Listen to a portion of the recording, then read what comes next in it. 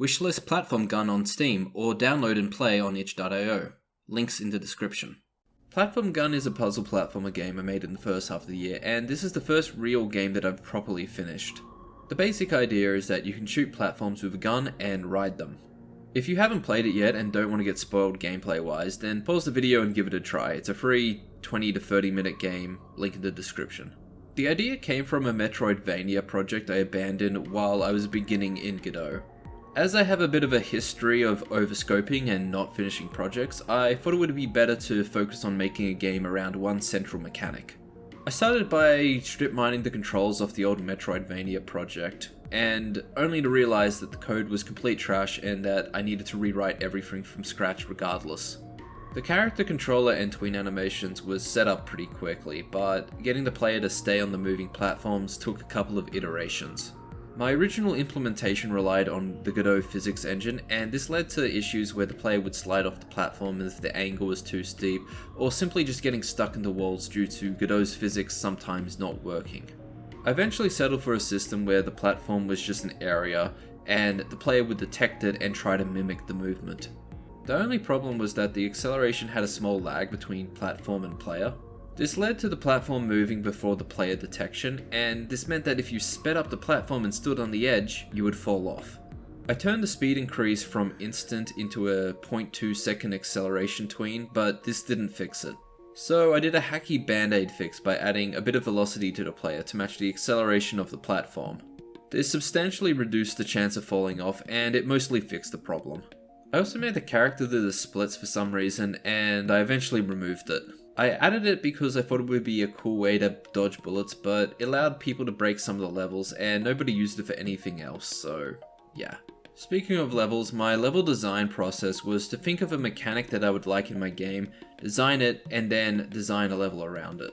This started off with getting a key card to open a door, shooting a power box to power up a time door, and defeating unique enemies and so on.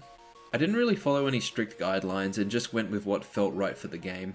To see if these designs worked or were any fun, I would share it with people either online or at my local game dev meetup.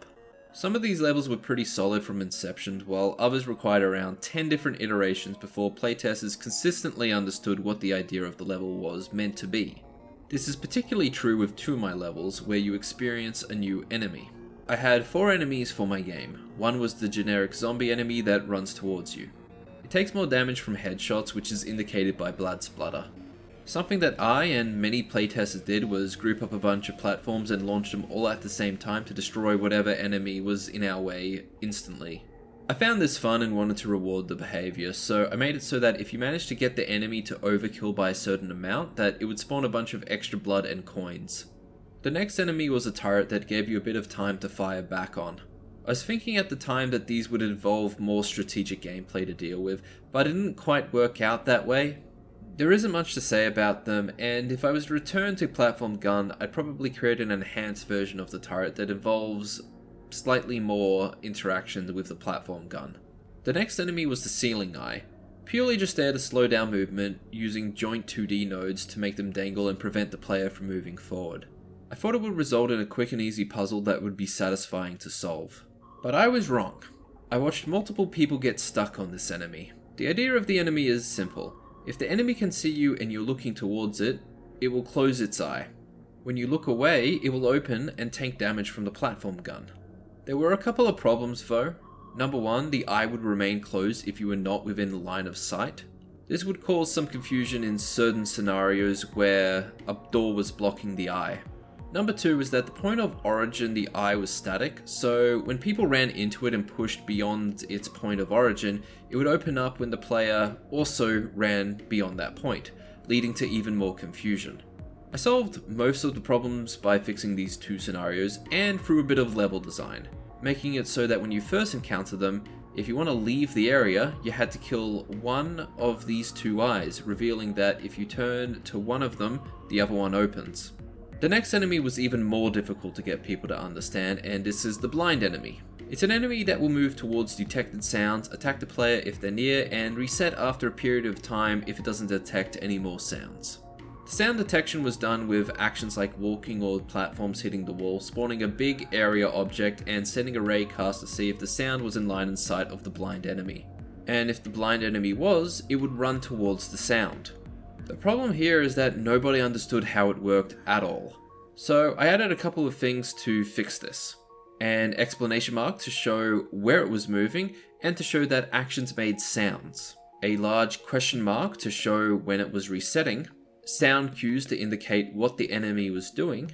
And visually I added an additional scar and a slightly larger ear to indicate that this enemy was blind and could detect sounds. After many iterations, I had a playtester finally understand the mechanic, and I was relieved. I wanted the game to finish with a boss fight, and I already had a basic idea for it early on. The boss was a spider with 4 eyes that needed to be shot, similar mechanics to the ceiling eye enemies. I had done Mrs.'s inverse kinematic tutorial a while ago and wanted to use it, so I leveraged the code to create the legs and sort of mimic how the spider walks. After that, I just had to make the detection system to determine where the boss would go depending on where the player was. This was just done with a collision checkpoint system in the 9 intersections of the route where the closest path to the player was chosen. After that, there was just balancing the difficulty. When the boss took damage, it enrages and speeds up. I found that the speed was fine horizontally, but unfair if you had to ascend or descend vertically. I fixed this by separating the Y speed values while enraged, leading to a speed that still feels threatening in all circumstances, but if you're ascending or descending, it's still escapable and not a guaranteed hit point loss. Once this boss was completed, I was pretty much done with the content part of this game, and gave myself 2 months to polish everything else, and this included improving the art. I'm not good at art, and I wasn't going to gain the skills to make a beautiful game in the period of time I gave myself, so I decided to work with the skill set I had at the time. I started off with just making flat designs in Paint.net with the Shape tool, eventually adding depth and shadows using the Gradient tool and various blurs. I personally liked the look, but many people voiced disappointment with the visuals, as it was often compared to Flash games in a negative tone. The humanoid characters are the weakest part of the game's art style, and despite trying for a week to make the character model look better, I just couldn't crack it and decided to move on with minor improvements over anything major. It's something that I'd like to improve for future projects, but for Platform Gun, this was my best effort. So all things considered, how did the game turn out? Well, I like the game that I made. Playtesting went from fairly 50-50 receptions at the start to very positive, and most people being surprised and enthusiastic that they actually enjoyed their time playing. However, just because you made a game that ends up being fun for the people you know, doesn't mean that you've made a game that people want to go out of their way to play.